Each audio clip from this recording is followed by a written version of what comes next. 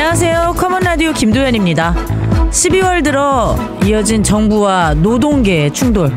이걸 보는 국민들은 어느 한쪽 편을 밀어주진 않았습니다.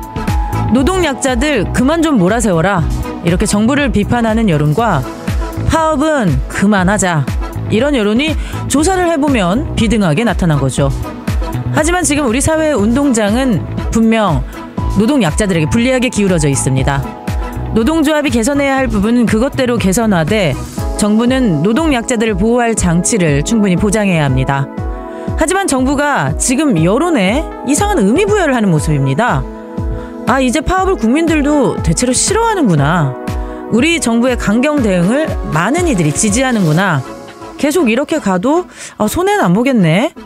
이러면서 아예 이참에 마음에 안 들었던 노동 정책들을 모조리 싹 손보려는 움직임이 일고 있습니다. 실제로 지난주에는 노동부가 중대재해처벌법의 새로운 로드맵을 발표했고요. 또 여당은 중대재해처벌법을 포함한 노동 법안들을 시장경제를 위협하는 법안이다. 이렇게 규정하고 개선 작업에 착수했습니다. 물론 법이라는 것이 시행하고 문제가 있다면 고칠 건 고쳐야 합니다. 하지만 노동자들 일하다 죽는 일만 없게 하자. 이런 전 사회적 공감대 속에서 법을 만들고 시행한 지 1년도 채 안 된 법안을 사회적 공감대도 없이 정부 여당이 경영자 입맛에 맞게 개정 드라이브를 건다? 이건 좀 구시대적인 방식이 아닐까요? 커먼라디오는 지금 이런 상황을 노동의 이기, 일터의 위기 이렇게 바라봅니다. 그리고 오늘과 내일 이틀 동안 위기의 일터, 머스트 법안 시리즈를 마련했습니다. 지금 우리에게 꼭 있어야 하는 법안, 일터에 계신 여러분들이 꼭 알아야 하는 법안, 게다가 지금 핫 이슈가 되고 있는 법안을 여러분께 정리해서 소개해드리는 시간으로 진행할 텐데요. 오늘 먼저 만나볼 법안은 바로 방금 말씀드린 중대재해처벌법입니다.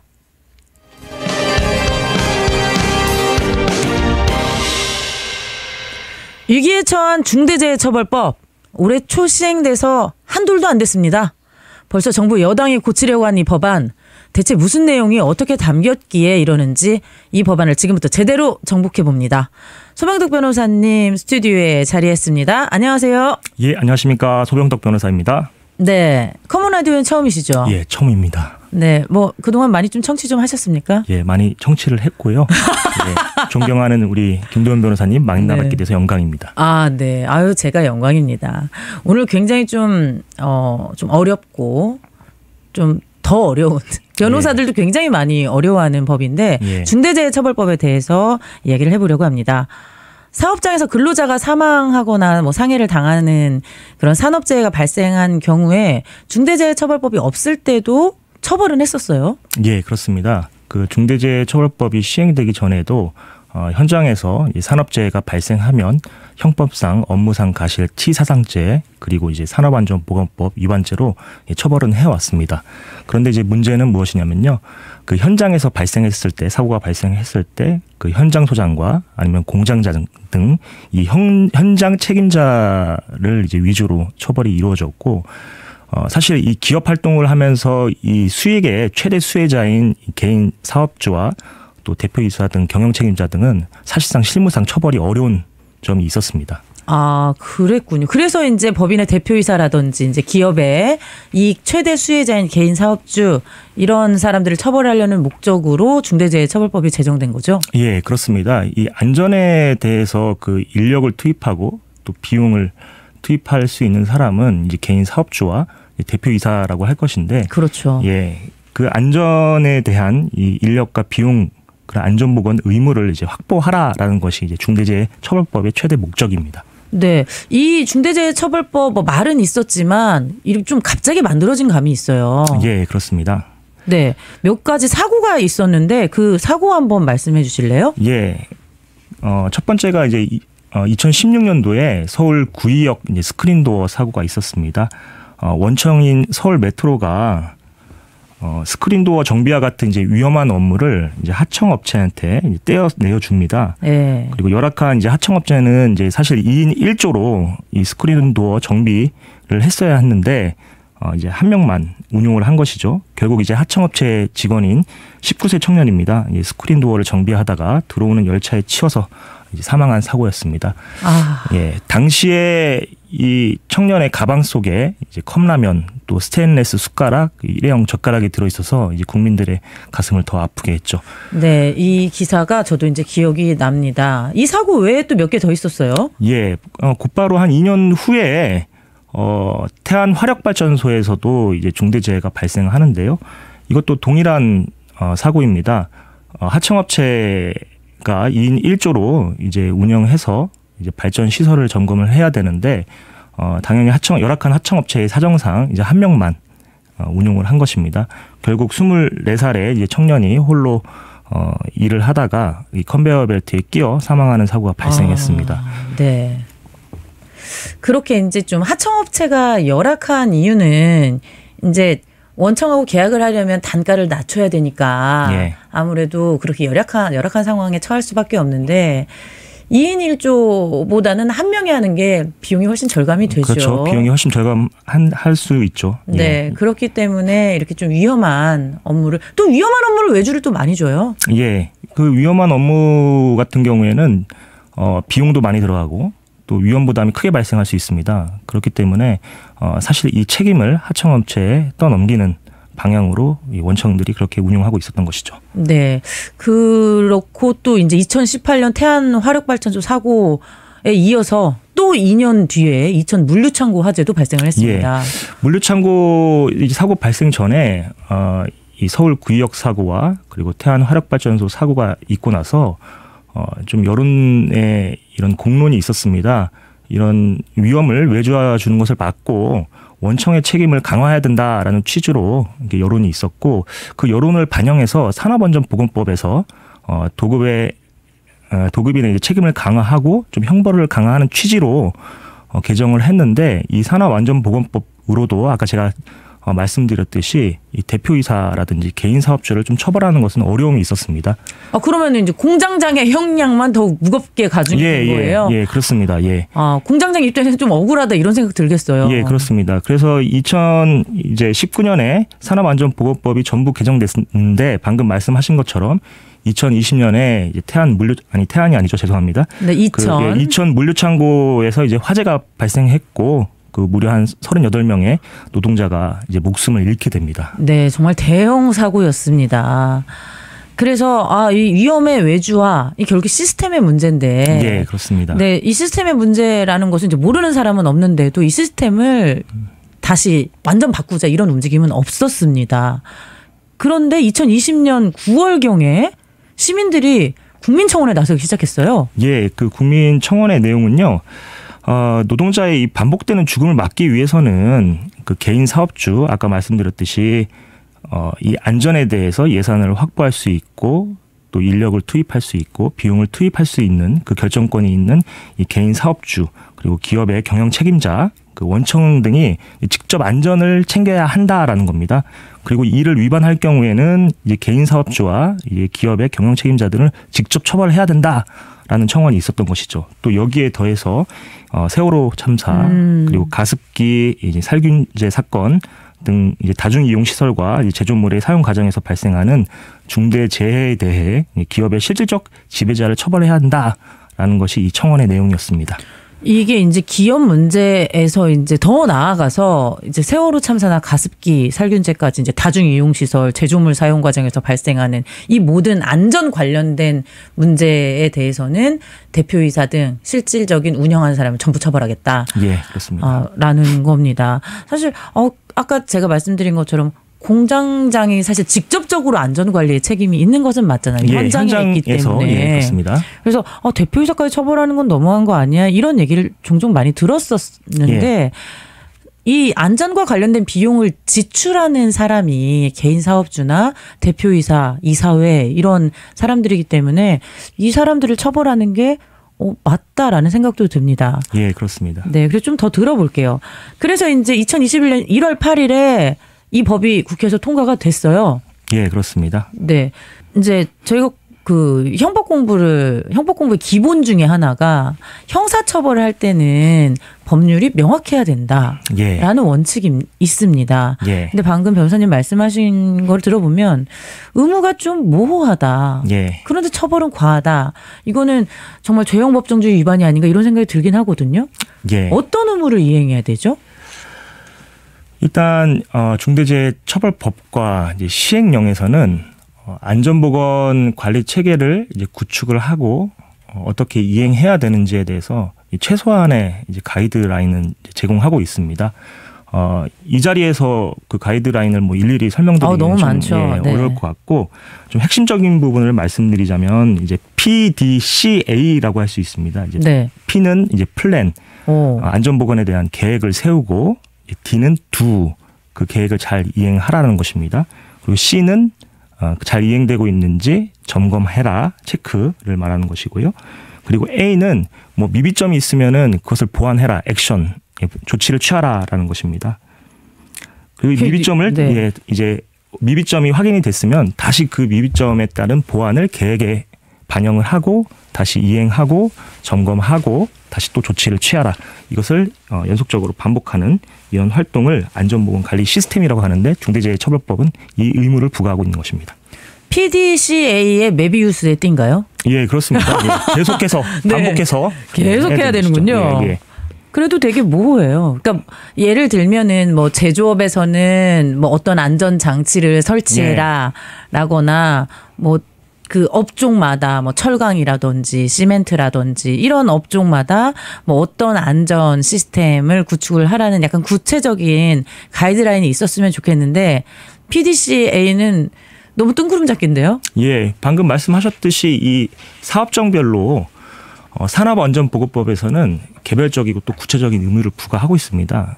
그것은 이제 현장에서 이루어져야 할 것이고요. 네. 이 중대재해처벌법은 그러한 안전보건 관리를 할 수 있는 이제 체계를 구축하고 그것을 이제 이행하라라는 부분에서 좀 다른 측면이 있습니다. 고용노동부가 이제 중대재해를 예방하기 위해서 이거 하고 저거 해라. 그러면 처벌하지 않겠다. 이렇게 말해주면 좋은데 이 중대재해처벌법은 그 요건만 이제 최소한으로 규정하고 있고 이제 사업 또는 사업장의 특성과 규모에 맞춰서 좀 자율적으로 안전보건 관리 체계를 이제 구축해라. 살을 더하라. 자율적으로 하라고 해놓고 예. 처벌은 강하게 한단 말이에요? 예, 그래서 그런 부분이 좀 어려운 부분이 있습니다. 네, 예. 정말 어렵습니다. 이래서 어렵다고 하나 봐요, 예, 기업들이. 예. 그래서 고용노동부에서 안전보건관리체계 구축하고 잘 이행해라 이런 구체적인 가이드라인도 없고 또 방금 변호사님 말씀하신 것처럼 사업장 규모에 따라 또 다를 수도 있거든요. 예, 그렇습니다.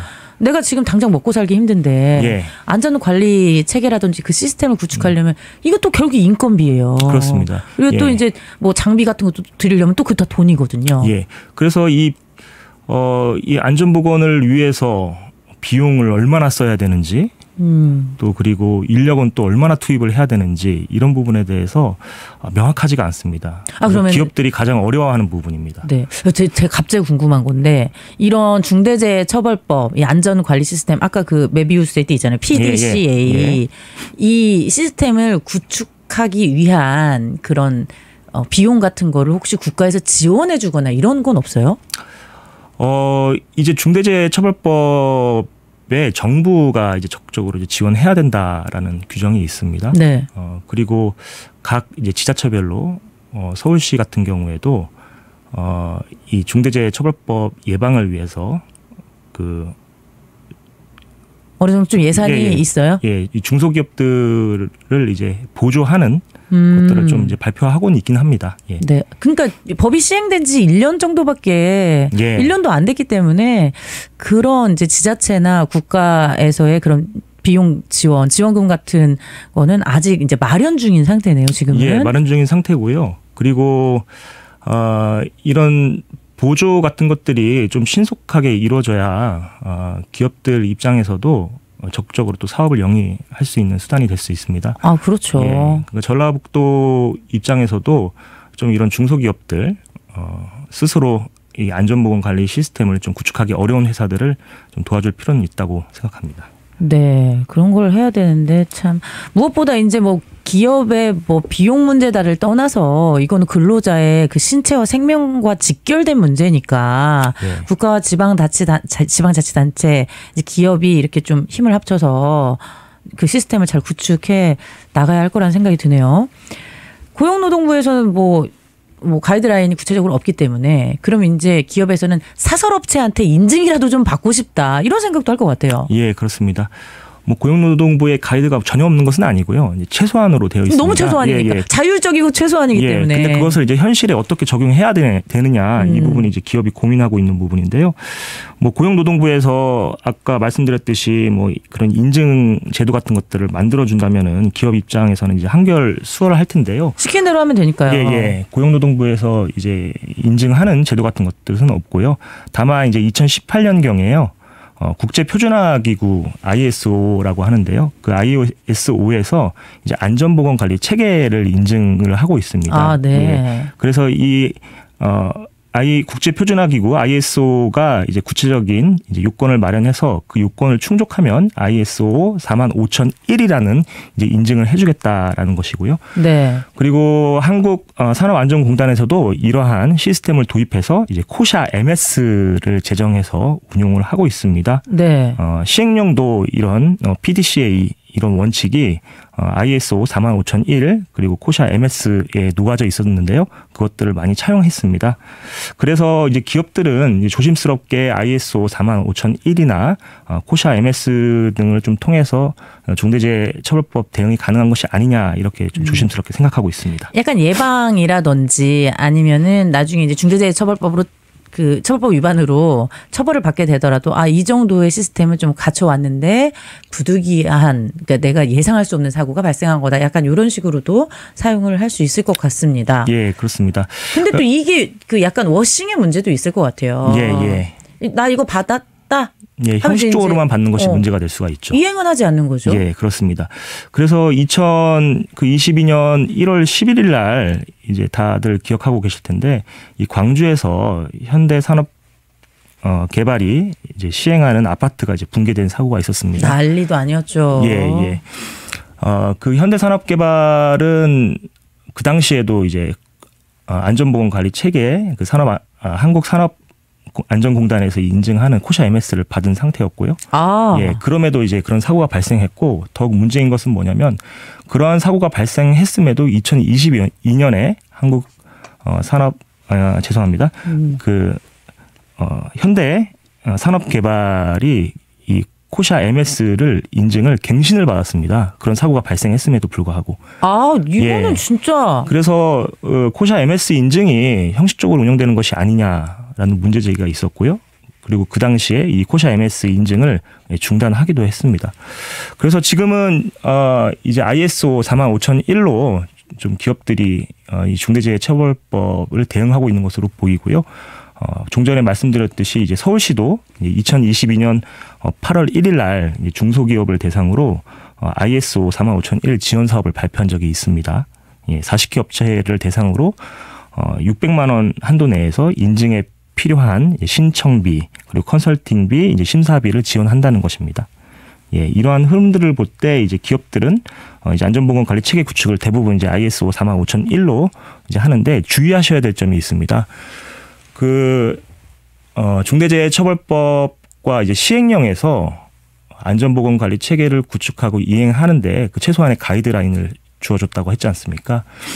그런데 이 ISO 45001과 이 법이 요구하는 요건들을 잘 비교해 보셔야 됩니다. ISO 45001에는 그 법이 요구하는 요건들이 다소 빠져 있는 것이 있습니다. 그렇겠죠. 왜냐하면 이 ISO 45001이 우리나라 게 아니잖아요. 예, 그렇습니다. 국제표준화기구에서 만든 인증이기 때문에 지금 대한민국의 중대재해처벌법이 요구하는 내용하고는 다소 다른 내용이 있을 수 있어요. 예. 저는 오히려 지금 한국산업안전공단에서 코샤 MS 제정하고 시행한 게 좀 잘 만들어지고 그 모니터가 좀 잘 됐다면 이거 ISO 받을 필요 없잖아요. 예, 그렇습니다. 그런 부분이 좀 아쉽네요. 예, 그래서 현재 상황에서는 이제 ISO 45001로 중대재해처벌법을 이제 대응을 하시되 중대재해처벌법과 시행령이 요구하는 사항 빠진 것이 없는지 그것들을 ISO 45001 인증을 받을 때 잘 녹여서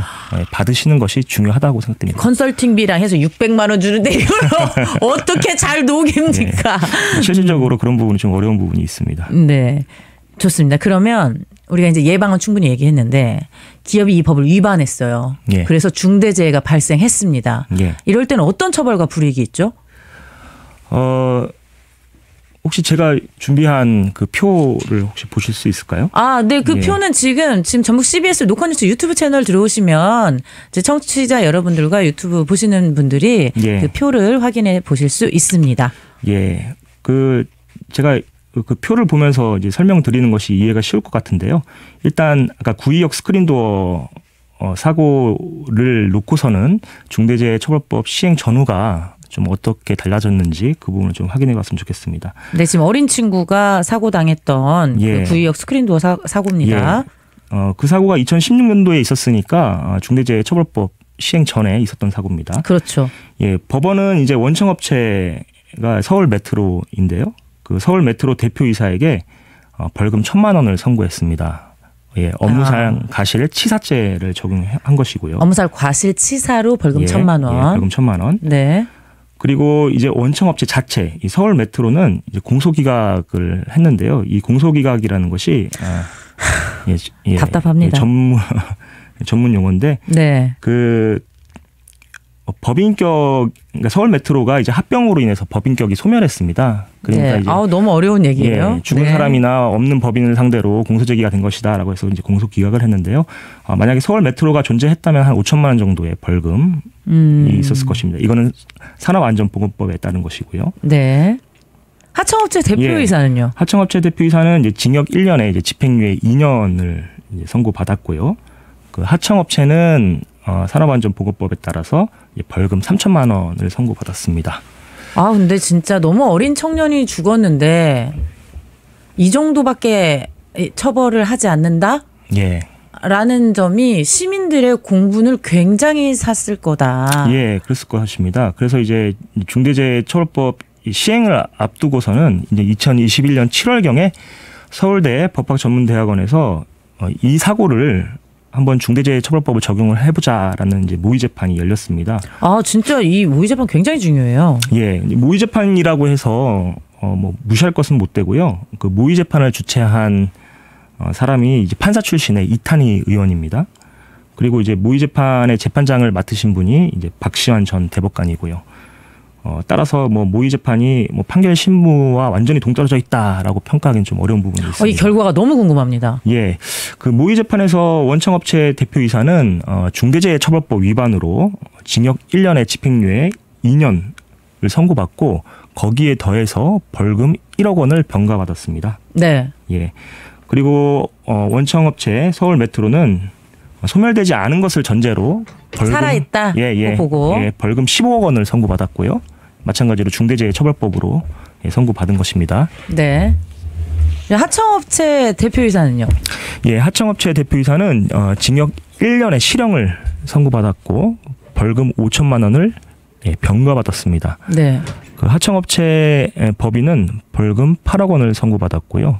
예. 굉장히 높기는 한데 참 이 벌금 많이 낸다고 해서 이렇게 안전이 확보가 될까 또 이런 씁쓸한 생각이 듭니다. 지금까지 법인과 대표이사 형사 책임에 대해서 말씀을 해주셨습니다. 이러한 사망사고 발생하면 이제 피해자 유족들은 법인 상대로 민사상 손해배상 청구할 수 있잖아요. 예. 이 친구는 또 너무 굉장히 어린 친구이기 때문에 예. 민사상 손해배상도 굉장히 많이 받았을 것 같은데 중대재해처벌법으로 인해서 이러한 민사상 손해배상에도 조금 변화가 있나요? 좀 줄었거나 뭐 액수가 좀 높아졌거나 뭐 이런 변화가 좀 있습니까?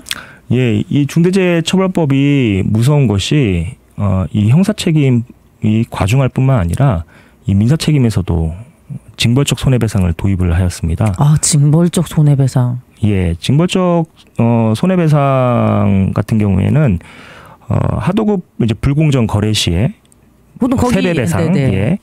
그리고 뭐 비정규직 차별 시에 세배배상, 그리고 개인정보 유출 시에 이제 한 3배 정도 그렇죠. 징벌적 손해배상을 이제 규정하고 있는데 실무에서는 이제 실제 입은 손해의 한 1.5배 정도에서 운용을 하고 있었습니다. 그런데 중대재해처벌법은 5배 이내에서 배상을 하게 되어 있습니다. 5배요? 예, 5배 배상. 이제 뭐 제가 방금 말씀드린 것처럼 뭐 하도급 불공정 거래, 뭐 비정규직 차별, 뭐 개인정보 유출 이런 부분은 이 사람이 죽고 다치는 문제가 아니지 않습니까? 그렇죠. 근데 중대재해처벌법은 이 사람이 죽고 다치는 문제입니다. 그리고 더군다나 5배 배상 제도를 채택하고 있기 때문에 실무에서도 이것을 뭐 기존의 뭐 1.5배, 뭐 2배 이렇게 운용하기는 좀 어려울 것 같습니다. 그래서 제 생각으로는 최소 3배부터 이 징벌적 손해배상의 손해액이 책정될 것이라고 좀 생각되고 있습니다. 네, 공정거래법 위반 정도는 이제 3배가 규정이 되어 있지만 실무상으로는 1.5배 정도, 반절 정도로 배상이 되고 있다면 중대재해처벌법은 5배. 예, 그렇습니다. 5배를 채택했으니까 적어도 2.5에서 3.5 사이는 되지 않을까. 이렇게 그렇습니다. 저도 예상이 좀 됩니다. 어마어마하네요. 예, 어마어마합니다. 네. 진짜 기업들이 두 손 두 발 벗고 반대할 만하다. 예. 네. 구의역 스크린도어 사고의 경우에 서울 메트로가 피해자의 유족들에게 약 7억 2천만 원 정도 배상을 했는데요. 네. 만약에 중대재해처벌법이 되었다면은 아마 한 3배 정도, 한 21억 정도를 민사상 손해배상으로 지급해야 될 가능성이 있었습니다. 근데 이게 또 저는 이제 전라북도에 중소기업들이 굉장히 많잖아요. 예. 그래서 우리 중소기업들도 걱정을 안 할 수가 없습니다. 예. 그래서 이런 중소기업이라면 형사책임은 뭐 들어가면 그만이다 뭐 이렇게 생각할 수도 있는데 예. 이런 징벌적 손해배상 때문에 망할 수도 있겠어요. 예, 그렇습니다. 뭐 기업이 도산할 수도 있고요. 근데 여기서 끝이 아닙니다. 망하는 걸로 끝이 아닙니까? 예, 그 산업재해 이제 중대재해가 발생을 하면은 우리 개인 사업주 대표이사는 총 20시간의 안전보건 교육을 이수를 해야 됩니다. 그리고 이 교육 이수 안 하면 위반 횟수에 따라서 1천만 원에서 또 5천만 원까지 과태료로 부과될 수 있습니다. 예.